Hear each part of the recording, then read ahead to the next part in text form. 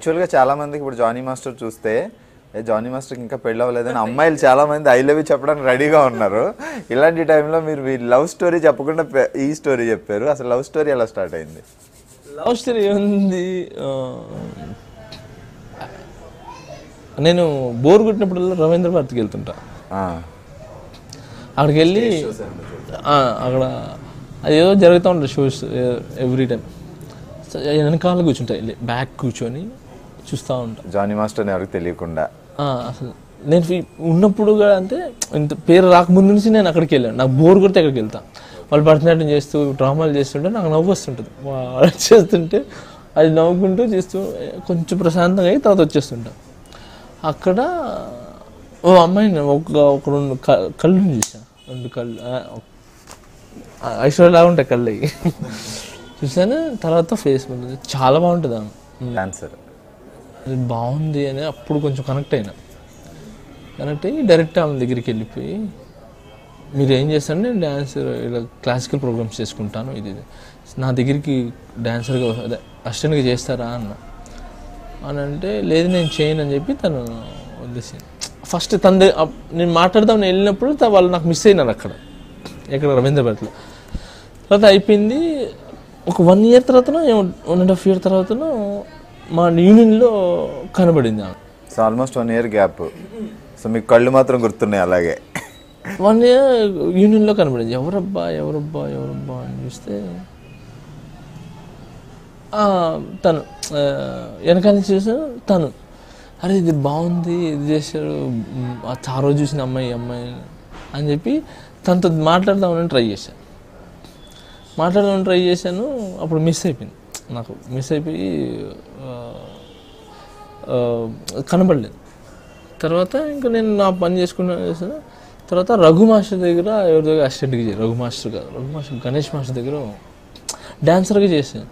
ఏంటి మీరు డాన్సర్గా వచ్చారు లేదంటే నాకు ఇంట్లో ప్రాబ్లమ్స్ ఉన్నాయి, దానివల్ల వచ్చాను. వాళ్ళ ఇంట్లో ఏదో సంథింగ్ అది పర్సనల్ వాళ్ళే. సో దానివల్ల తను వచ్చింది అని అంటే, సరే నా దగ్గర చేస్తారు అసిస్టెంట్గా అంటే చేస్తాను అని. ఇంకా అప్పుడు తను అసిస్టెంట్గా తీసుకున్నప్పుడు ఇంకా అక్కడ ఆలోచన ఉంది బయట అడగడానికి. అసిస్టెంట్ తీసుకొని ఇంకా అక్కడ నుంచి తనతో పరిచయం పెంచుకొని ఈగ షూటింగ్ చేస్తున్నాం. 1 year ఈగ షూటింగ్. ఈ ఈగ షూటింగ్లోనే నాకు పరిచయం తను తీసుకున్నాను. ఇంకా అక్కడ నుంచి ఆ ఈగ ఆడియో ఫంక్షన్ అప్పటికి ప్రపోజ్ చేసాను. అప్పటికి అయిపోయింది, ప్రపోజింగ్ అయిపోయి ఆడియో ఫంక్షన్ అప్పటికి పీక్లో ఉన్నా. అంటే ఇంకా మేము ఇద్దరం డిసైడ్ అయిపోయినాం ఏంటంటే, నాకు ఎంబీబీఎస్ ఎవరైనా డాక్టర్ అయితే బాగా ఇష్టం. డాక్టర్ ఏదైనా చదువుతున్నా ఏదైనా, ఎందుకంటే అది దేవుడి తర్వాత దేవుడు అంటారు వాళ్ళని. సో దేవుడు ప్రాణం పోస్తే డాక్టర్ నిలిపేవాడు. అందుకని నేను తను ఒక పని చేయనన్నా, నేను ఎలా సంపాదిస్తాను నేను చేస్తాను కదా, నువ్వు ఎంబీబీఎస్ చదువు, తను బాగా చదువు, నేను ఎలా డైరెక్టర్గా చేస్తున్నాను కదా, నేను డైరెక్టర్ అయినప్పటికీ నువ్వు ఎంబీబీఎస్ నీది పూర్తి అయిపోతుంది 5 years, ఈ 5 years తర్వాత మనం పెళ్లి చేసుకుందాం అని చెప్పి నేను డిసైడ్ అయిపోయినా. కానీ వాళ్ళ ఇంట్లో మా మ్యాటర్ తెలిసిపోయి, నేను ముస్లిం తన హిందూ కదా, సో ఒప్పుకోలేదు వాళ్ళ ఇంట్లో. దానివల్ల తను ఆ అమ్మాయిని వేరే పెళ్లి చేయబోతుంటే తను నాకు ఫోన్ చేసి ఇలా వేరే పెళ్లి చేస్తున్నారు ఏం చేయమంటావు అంటే, నీ ఇష్టం అంటే కట్ చేసా.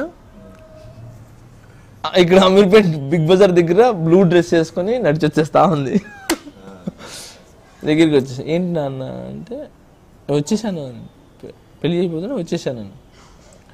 సరే ఓకే ఏం చేద్దాం అంటే, నేను వచ్చేసాను నీ ఇష్టం. ఫోన్ కొట్టి, అరే 6 గంటలు 8 గంటలు పెళ్ళి రా నాది, రెడీ చేయండి రా అని చెప్పి మొత్తం 1 hourలో డిసైడ్ చేసి 1 hour పెళ్లి చేసుకున్నాం. 8:30 పెళ్లి చేసుకొని ఇంకా ఇంటికి వెళ్ళాము. గెట్అవుట్ అన్నారు, మా ఇంటికి వెళ్ళాం. ఇంట్లో కూడా గెట్అవుట్ అన్నారు. ఇంకా అక్కడి నుంచి వేరే దగ్గరికి వెళ్ళిపోయి ఇంకా అయింది. చిన్నప్పటి నుంచి నాకు కొన్ని కోరికలు ఉన్నాయి, నేను అవి తీర్చుకోవాలి అని 5 star హోటల్ బుక్ చేయండి అని చెప్పారు. సో ఏదో దాంట్లో బుక్ చేశారు, హోటల్ దస్పలా. అక్కడికి వెళ్ళి అక్కడ మా ఫస్ట్ నైట్ మేము ఒకరికొకరు అర్థం చేసుకొని అక్కడ నుంచి మళ్ళీ వెళ్ళిపోతున్న టైంలో మళ్ళీ మా ఇంట్లో వాళ్ళు పిలిచారు, మళ్ళీ వెళ్ళాము. అక్కడ నుంచి ఇంకా కంటిన్యూ చేసుకుంటూ వచ్చి మా అమ్మగారు మా నాన్నగారు తర్వాత చనిపోయినారు. తర్వాత నాన్న చనిపోయిన తర్వాత మా అమ్మగారు మా అన్న వాళ్ళ దగ్గరికి అక్కడికి తిరుగుతుంటే వెళ్ళిపోతుంది. ఇప్పుడు మేము కలిసి ఉంటున్నాం అంతే. మీ పేరెంట్స్ సైడ్ ఓకే, ఇప్పుడు అమ్మాయి వాళ్ళ పేరెంట్స్ కూడా ఓకే? వాళ్ళు కూడా ఓకే, ఓకే అందరూ కలిసే ఉంటాం, బాగానే ఉంటాం, నో ప్రాబ్లం అంతే. బాబు ఒక బాబేనా? బాబు ఆడికి నా సిరాజ్ అని పెట్టే పేరు, ఎందుకంటే మా ఫ్రెండ్ నేను సూపర్, హ్యాట్స్ ఆఫ్ మాట్లాడుకున్నాం, అందుకే ఆడి పేరు సిరాజ్, షేక్ సిరాజ్ అని. మర్చిపోయి మీ దగ్గరే ఉన్నాడు మీ ఫ్రెండ్ ఇప్పుడు? అంతే, దాంతోనే నేను ఇప్పుడు ఆడుకుంటా. వాడిని చూస్తే చాలా బాగుంటుంది, నేను మీకు చూపిస్తాను, వీడియోస్ చూపిస్తాను. యాక్చువల్లీ వాడిని దాపెట్టాను నేను, ఎవరు చూపించకూడదు దాపెట్టా, కొంచెం పెద్ద అయిన తర్వాత చూపిద్దామని. బాగుంటాడు, మా అందరికంటే అందగాడు. వాళ్ళ అమ్మ బాగుంటుంది, నేను బాగుంటాను, మా ఇద్దరికంటే బాగుంటుంది. సో మీరు ఇందాక ఒక విషయం చెప్పారు, నేను ఇప్పుడు క్లాసికల్ డాన్స్ నేర్చుకుంటున్నానని. మీ మిస్సెస్ దగ్గరే నేర్చుకుంటున్నారా? ఓకే, ఇలా కూడా ఉపయోగించుకుంటున్నారు. వాళ్ళని అప్పుడు అవమానించినందుకు నాకు క్లాసికల్ అమ్మాయి దొరికింది. అవమానం కాదు, నాకు అప్పుడు భయం అండి, తెలియదు, నాకు భయపెట్టేశారు మిగతా వాళ్ళు, వెస్టర్న్ డాన్సర్స్ ఆడేవాళ్ళు అందరూ. అది నేర్చుకుంటే అలా అయిపోతారు అని నేర్పించారు.